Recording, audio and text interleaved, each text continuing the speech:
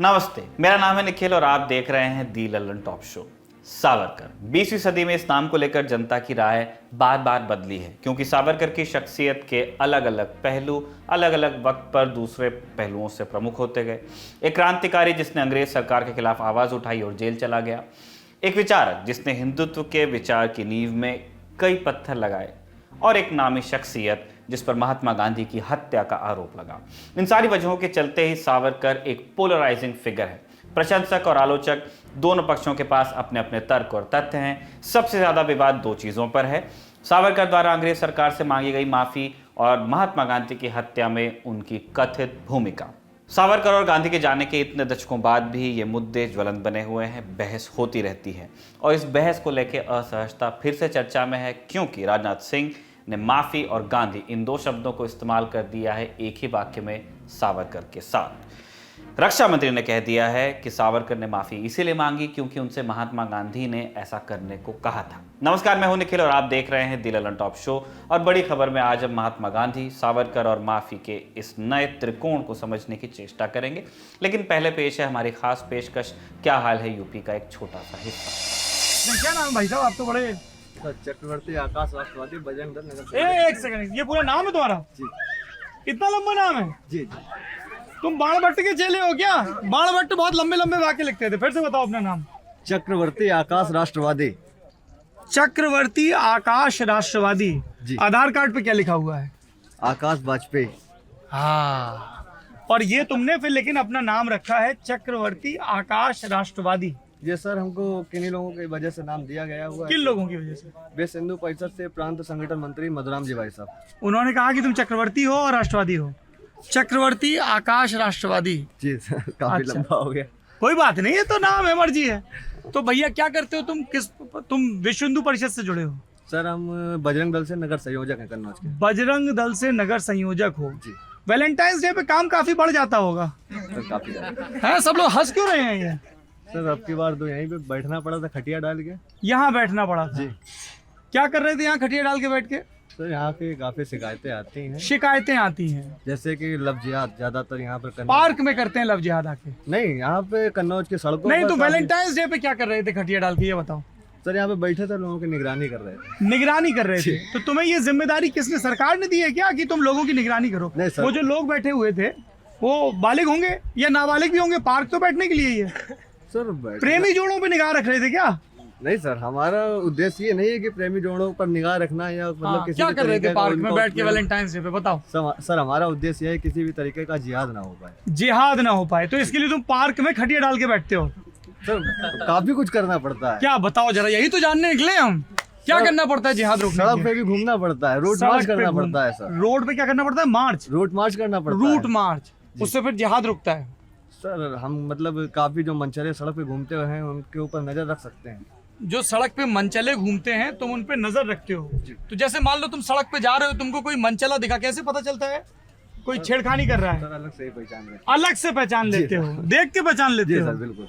तुम ये तकनीकी सरकार को बताओ, सरकार भी पहचान ले, क्योंकि ये काम तो सरकार का है ना, लॉ एंड ऑर्डर अब मेंटेन सर करना। इतनी पहुंच नहीं है सरकार तक हमारी जो हम उनको इतनी मतलब बता सकें। तुम ये कह रहे हो कि बजरंग दल की पहुंच नहीं है? बजरंग दल की पहुंचे पर हमारी पहुंच नहीं। हम ज्यादा से ज्यादा मतलब खटिया डाल के बैठ सकते हैं पार्क में, स्टेट लेवल तक नहीं जा सकते सर। स्टेट लेवल तक। तो प्रेमी जोड़ों को तो वो जो ऐसे वीडियो आते हैं वैलेंटाइंस डे पे डंडे लेके दौड़ाने वाले, जी वो भी किया है? सर वो उतना तो नहीं किया है। उतने तक अभी नहीं पहुंचे हो? नहीं। मान है करने का? जैसे मान लो तुम वैलेंटाइंस डे पे आए, कोई प्रेमी जोड़ा बैठा हुआ है, तो तुम क्या करोगे? जाके उनका नाम पूछोगे? सर उनसे पूछेंगे आपका नाम क्या है। क्यों पूछोगे कहाँ तुम? ये तुम्हें किसने राइट दिया है पूछने का? सर किसी ने दिया तो नहीं, मतलब फिर? अगर हम इस तरीके के कार्य नहीं करते हैं हाँ। हो सकता है यहाँ पर किसी भी प्रकार की घटना, और अक्सर घटना घटती रहती है सर यहाँ अब जैसे वो पार्क में भैया भाई बैठे हुए हैं, हाँ। है ना, तो तुम उनसे जाके पूछोगे कि आपका नाम क्या है? सर वो भैया भाभी दूरी से देखने में लग रहे हैं। तो देख के भाग जाते। मान लो अच्छा लड़का लड़की बैठे हुए हैं, जी तो उनको जाके फिर तुम पूछते हो? मैं इसलिए कि ये वीडियो आ रहे हैं, हमें मुलाकात होगी, हम पूछने लगे यहाँ तो नहीं बिल्कुल सर, अच्छी बात। तो लव जिहाद रोक रहे हो तुम? बस सर हमारा कार्य लफ्जात रोकना। बाकी और क्या क्या काम है?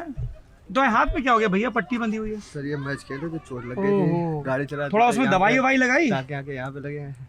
अरे जी। सेहत का ख्याल रखो अपना, है ना। काम कोई भी करो कानून के दायरे में करो, है। तो जैसे पता वता पूछते हो, फिर सर पता होता पूछते हैं, अगर वो बोलते हैं भाई बहन है तो नंबर मांगते हैं, उनके माँ बाप को बुलाते हैं। वो बोलते हैं भाई बहन है तो नंबर मांगते हो, फिर माँ बाप को बुलाते हो।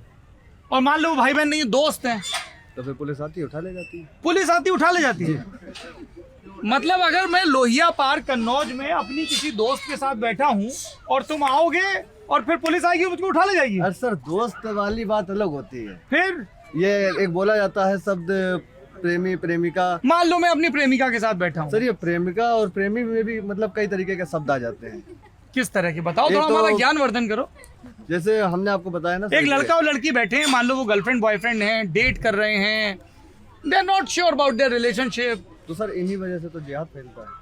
जिहाद फैलता जब है। हमें- अच्छा मान लो तुम्हें जब एक लड़का हमें- लड़की मिलते हैं जी और जिहाद तो अलग अलग धर्मों में फैलता है मेरे ख्याल से, आपके हिसाब से। जी जी बिल्कुल। मान लो दोनों लड़के लड़की हिंदू हैं तो फिर तुम कुछ नहीं बोलते हो, या दोनों लड़का लड़की मुसलमान है तो कुछ नहीं बोलते हो, तो सर दोनों लड़का लड़की अगर हिंदू हैं तो फिर जिहाद की चिंता माँ नहीं बाप है। को बुलाते हैं, फिर शादी क्यों करवा बुलाते देते हैं, हो? शादी करवा देते हैं। क्यों? शादी करें तुम्हारा ना सर। मैरिज ब्यूरो है क्या? नहीं मैरिज ब्यूरो नहीं है, अगर वो बैठना चाहते हैं यहाँ पर, आने वाले जनरेशन उन पर खराब असर पड़ता है सर। लड़का लड़की के पार्क में साथ बैठने से आगे आने वाली जनरेशन पे कैसे खराब असर पड़ता है? सर क्यों नहीं पड़ता है? मैं जानना चाहता हूँ। अभी मैं आपको एक कांड बताता हूँ। बताओ। दिल्ली में एक लड़की थी, करीब आज से 15 दिन पहले वो हमारे कन्नौज में किसी लड़के के साथ भाग के आ गई। उसके घर वाले परेशान हैं। अब उसका बताइए क्या किया जाए? घर वाले परेशान है, अगर वो भाग के आई थी वो उसको अपने घर पे बताना चाहिए था ना सर। अगर इस रिपोर्ट को आप पूरा देखना चाहते हैं तो आपको जाना होगा हमारे नए यूट्यूब चैनल पर, ललन टॉप यूपी नाम है उसका। वहां आपको सौरभ द्विवेदी पूछते मिलेंगे क्या हाल है यूपी। उत्तर प्रदेश चुनाव से जुड़ी हमारी पूरी कवरेज आपको मिलेगी और मिलेंगे मजेदार व्लॉग्स। अगर आप हमारी कवरेज से जुड़ना भी चाहते हैं तो हमें मेल कर सकते हैं lt.chunav@gmail.com पर। अब चलते हैं दिन की सुर्खियों की तरफ।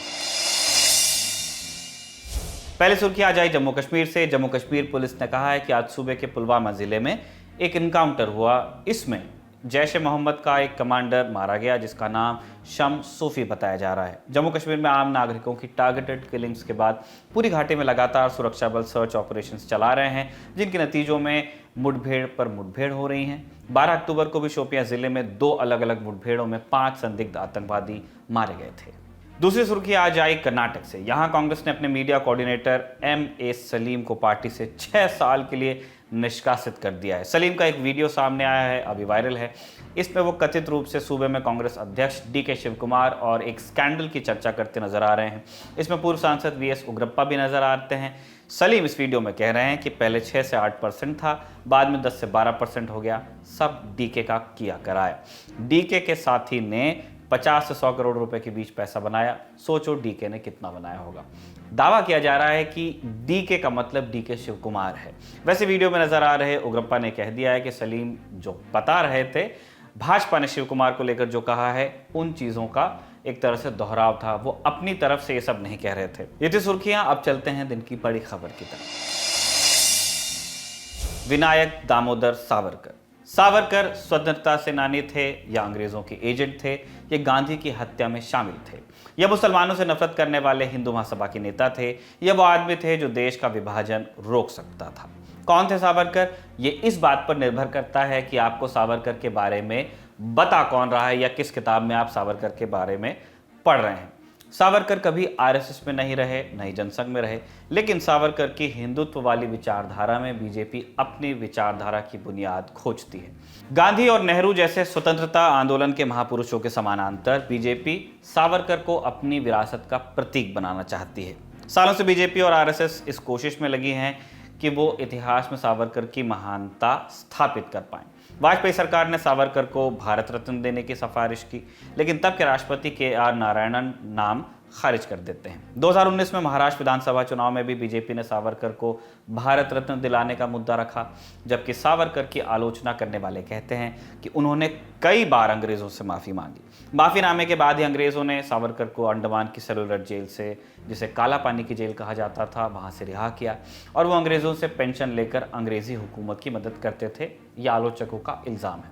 बीजेपी कहती है कि सावरकर ने कभी माफ़ी नहीं मांगी और इस माफ़ी वाले विवाद में अब सावरकर की तरफ से एक नया तर्क आया है।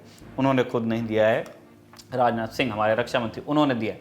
राजनाथ सिंह कह रहे हैं कि सावरकर के बारे में झूठ फैलाया जा रहा है। गांधी के कहने पर उन्होंने मर्सी पिटीशन दायर की थी। सुनिए। सावरकर के खिलाफ झूठ फैलाया गया। बार बार यह बात कही गई कि उन्होंने अंग्रेजी सरकार के सामने अनेकों मर्सी पिटीशन फाइल की, लेकिन सच्चाई है कि मर्सी पिटीशन उन्होंने अपने को रिहा किए जाने के लिए नहीं फाइल की थी। सामान्यतः जो एक कैदी को पूरा अधिकार होता है कि मर्सी पिटीशन फाइल करना चाहे तो वह कर सकता है। महात्मा गांधी ने उन्हें कहा था कि आप मर्सी पिटीशन फाइल करो। महात्मा गांधी के कहने पर उन्होंने मर्सी पिटीशन फाइल की थी। राजनाथ सिंह सावरकर पर एक किताब के विमोचन पर बोल रहे थे। किताब का नाम है Veer Savarkar, the man who could have prevented partition, यानी वो आदमी जो विभाजन रोक सकता था। उदय माहुरकर और चिरायु पंडित ने एक किताब लिखी है। किताब के विमोचन में राजनाथ सिंह के अलावा राष्ट्रीय स्वयंसेवक संघ के प्रमुख मोहन भागवत भी थे। राजनाथ सिंह ने सावरकर और गांधी पर जो दावा किया है उसका विरोधी मजाक उड़ा रहे हैं। कहा जा रहा है कि राजनाथ सिंह ने गलत तथ्य बताए।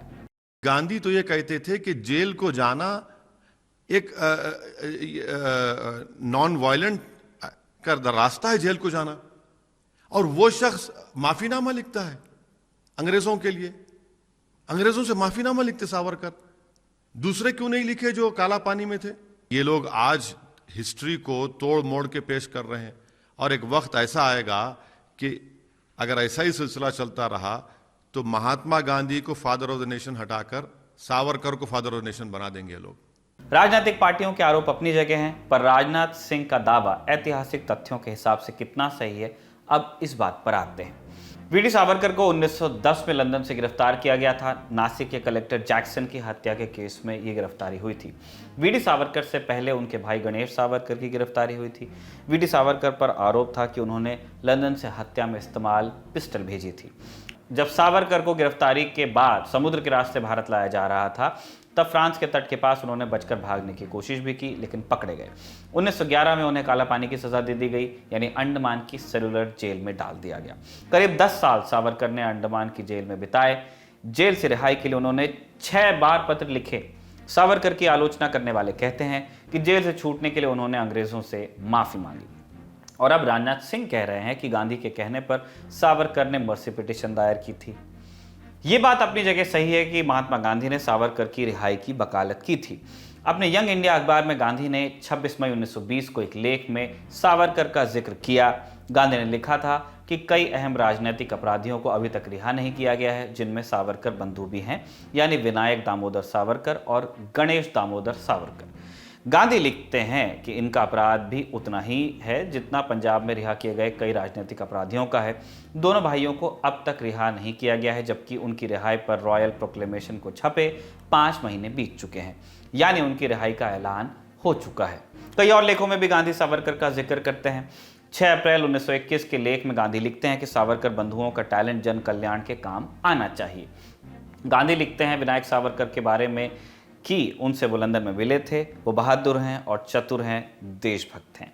25 जनवरी 1920 को महात्मा गांधी ने सावरकर के भाई एन.डी. सावरकर की चिट्ठी का जवाब लिखा। इसमें गांधी ने वीर सावरकर की रिहाई वाली याचिका को लेकर सुझाव दिए। गांधी ने यह भी लिखा कि वो इस मामले में अपने तरीके से भी आगे बढ़ रहे हैं, यानी ये दावा तो मिलता है कि गांधी ने सावरकर को रिहा करने की वकालत की। वीडी सावरकर के भाई को गांधी ने बताया कि याचिका किस तरह से दायर करनी चाहिए, लेकिन सावरकर की रिहाई की मांग कर रहे थे, तब भी उन्होंने सावरकर के विचारों की आलोचना की थी। 26 मई 1920 के लेख में गांधी लिखते हैं, दोनों सावरकर भाइयों ने अपने विचारों का ऐलान कर दिया है। कहा है कि वो किसी क्रांतिकारी विचार का समर्थन नहीं करते हैं। अगर उन्हें रिहा किया जाएगा तो रिफॉर्म्स एक्ट के तहत काम करेंगे। रिफॉर्म एक्ट यानी 1919 का गवर्नमेंट ऑफ इंडिया एक्ट। लेख में गांधी लिखते हैं कि सावरकर बंधु भारत की आज़ादी के बजाय ब्रिटिश एसोसिएशन के समर्थक हैं, यानी गांधी ने सावरकर की तारीफ भी की, उनके विचारों से असहमति भी जताई।